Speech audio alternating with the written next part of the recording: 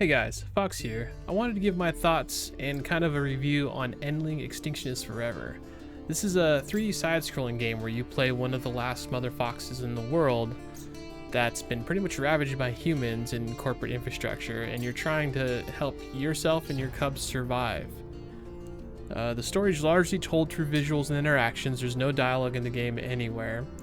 And the interactions you do have and the backgrounds are all really good at giving you visual cues so you can kind of infer what's going on. You'll encounter humans here and there, some of them good, most of them not so good. And they often show that the humans, that the animals are not the only ones struggling to survive.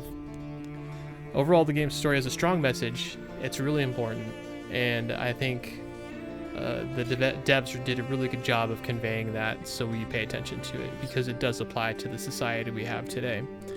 Graphically, the style I think is very interesting. It's very compelling. I loved looking at the entire game from start to finish. At no point did I get tired of it.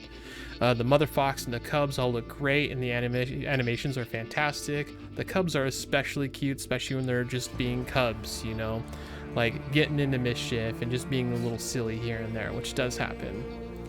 The audio for the game is great. It's a fully custom soundtrack, and it was just a delight to listen to.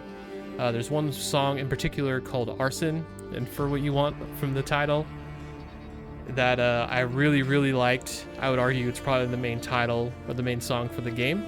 And there's actually a behind the scenes video where you can see the musicians and the instruments they used and how they created the song.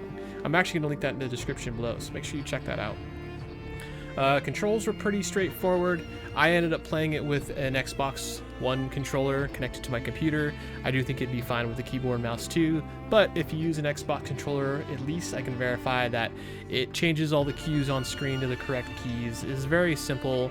I would argue it's a pretty decent game for anyone who's not a super heavy gamer, as there's not a whole lot of like quick time events.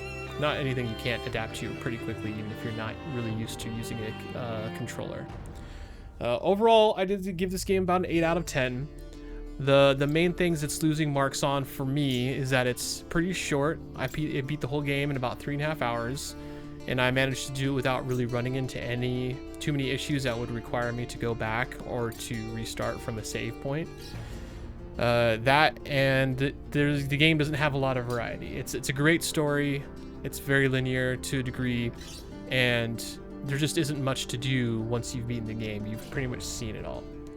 For the record, it normally sells at about $29.99, which I think is a bit of a high ask for this game, but it is currently on sale through the Steam Spring Sale for about $4.50, and I think that is an excellent deal and absolutely worth the time you will put into this game. Thanks guys for watching this review. I hope you got something out of it. If you want to see my entire playthrough of the game, you can check out my second channel at FoXfromBeyond Plays. It's linked in this channel's description. I'll also link the playlist in the description of this video below. And thanks for checking me out.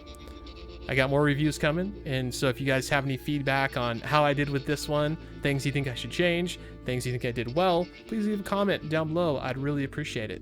And I will catch you guys next time. See you later.